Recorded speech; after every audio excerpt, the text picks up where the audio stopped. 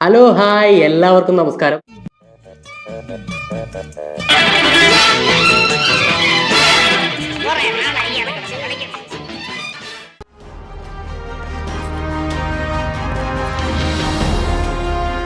ഞാൻ ഫറൂഖ്.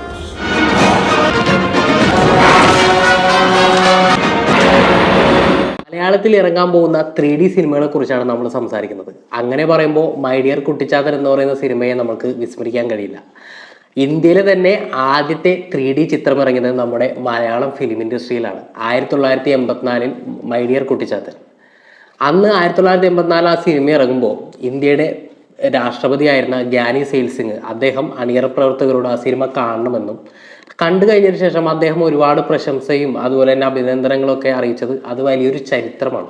പക്ഷേ 1984 നിന്ന് 2024 എത്തുമ്പോൾ 40 വർഷത്തിനിടയ്ക്ക് മറ്റ് 3D സിനിമകളൊന്നും നമ്മുടെ മലയാളത്തിൽ ഇറങ്ങിയിട്ടില്ല എന്നുള്ളത് സിനിമാ മേഖലയ്ക്കും അതുപോലെ തന്നെ നമ്മുടെ സിനിമാ പ്രേമികൾക്കൊക്കെ ഒരു നിരാശ അനുഭവിക്കുന്ന ഒരു സംഗതിയാണ്. പക്ഷേ 2024 ഗംഭീരമായിട്ടുള്ള 3 3D സിനിമകളാണ് നമ്മൾക്ക് വേണ്ടി അണിയറയിൽ ഒരുങ്ങുന്നത്.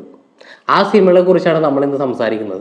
അതിലൊന്നാമത്തെ ചിത്രം ബെറോസ്, നമ്മുടെ മലയാളത്തിൻ്റെ സ്വന്തം പ്രിയപ്പെട്ട ലാലേട്ടൻ. അദ്ദേഹത്തിൻ്റെ 45 വർഷത്തെ സിനിമാ ജീവിതത്തിൽ ആദ്യമായി സംവിധായകന്റെ വേഷം അണിയുന്നു എന്നുള്ളതാണ് സിനിമയുടെ ഏറ്റവും വലിയ പ്രത്യേകത. ഞാൻ ഫറൂഖ്, ഡിഗാമ തമ്പുരാന്റെ താക്കോൽ സൂക്ഷിപ്പുകാരൻ.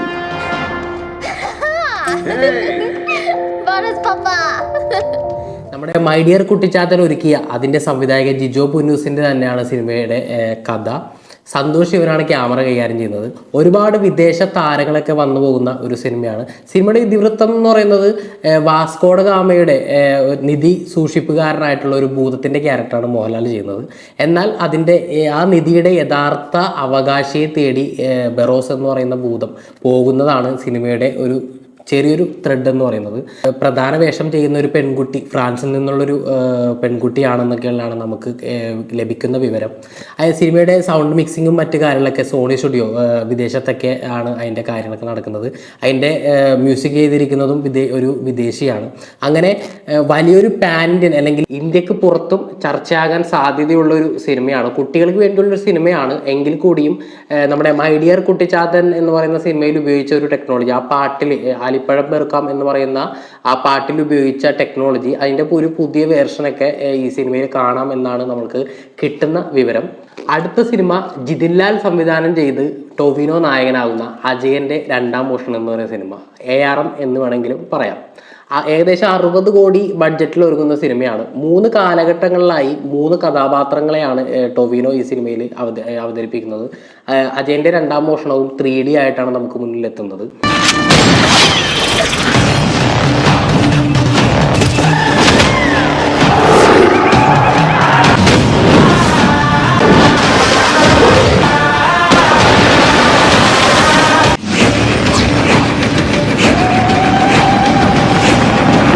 മണിയൻ, അജയൻ, കുഞ്ഞിക്കേളു എന്നീ 3 കാലഘട്ടത്തിലെ 3 പ്രധാന കഥാപാത്രങ്ങളെയാണ് ടൊവിനോ അവതരിപ്പിക്കുന്നത്. ഈ സിനിമയും മറ്റു ഭാഷകളിലൊക്കെ കൂടി ഇറക്കി ഒരു പാൻ്റെ സിനിമയായിട്ടാണ് നമുക്ക് മുന്നിലേക്ക് എത്തുന്നത്. സിനിമയെ കുറിച്ച് പറയുകയാണെന്നുണ്ടെങ്കിൽ ഒരുപാട് ആക്ഷൻ രംഗങ്ങൾക്കൊക്കെ സാധ്യതയുള്ള ഒരു സിനിമ. കളരിപ്പയറ്റ് ആണ് ഇതിൻ്റെ പ്രധാന ഇതിവൃത്തം എന്നൊക്കെയാണ് നമുക്ക് കിട്ടുന്ന വിവരം. അടുത്തത് കത്തനാർ ദ വൈൽഡ് സോഴ്സർ എന്ന് പറയുന്ന ജയസൂര്യ നായകനാവുന്ന സിനിമ. ഹോം സിനിമ അണിയിച്ചൊരുക്കിയ റോജിൻ തോമസ് ആണ് ചിത്രത്തിൻ്റെ സംവിധായകൻ. അനുഷ്ക ഷെട്ടിയാണ് നായികയായിട്ട് വരുന്നത്.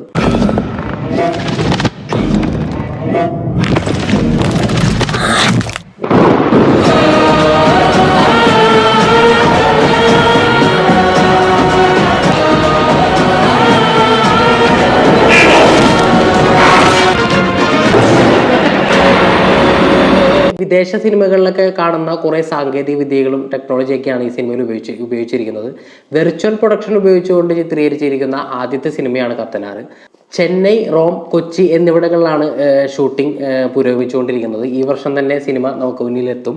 മഹാമാന്ത്രികനായിട്ടുള്ള കത്തനാരുടെ ഒരു കഥ പറയുന്ന സിനിമയാണ്. എന്താ പറയുക, ഒരുപാട് ആക്ഷനും അതുപോലെ തന്നെ ഫാൻറ്റസിക്കും ഒക്കെ ഇമ്പോർട്ടൻ്റ് ഉള്ളൊരു സിനിമയാണ് കത്തനാർ ദ വൈറ്റ് സോൾസർ. ഏതായാലും ഇന്ത്യയിലെ തന്നെ ആദ്യത്തെ 3D സിനിമ ഇറങ്ങിയ നമ്മുടെ മലയാളം ഫിലിം ഇൻഡസ്ട്രിയിൽ 40 വർഷത്തിൽ ഒരിക്കൽ പോലും മറ്റ് 3D സിനിമകൾ ഇറങ്ങിയില്ല എന്നുള്ളൊരു നിരാശ മാറ്റുവാനായിട്ട് 3 ഗംഭീര ചിത്രങ്ങളാണ് നമുക്ക് 2024 നമുക്ക് മുമ്പിലേക്ക് എത്താൻ പോകുന്നത്. എല്ലാ സിനിമകളും ഗംഭീരമായിട്ട് തന്നെ പ്രേക്ഷകർ ഏറ്റെടുക്കട്ടെ, ഗംഭീരമായിട്ട് തന്നെ വരട്ടെ എന്നാണ് ആത്മാർത്ഥമായിട്ട് ആശംസിക്കാനുള്ളത്. മറ്റൊരു വീഡിയോ ആയിട്ട് വീണ്ടും വരാം. Bye bye.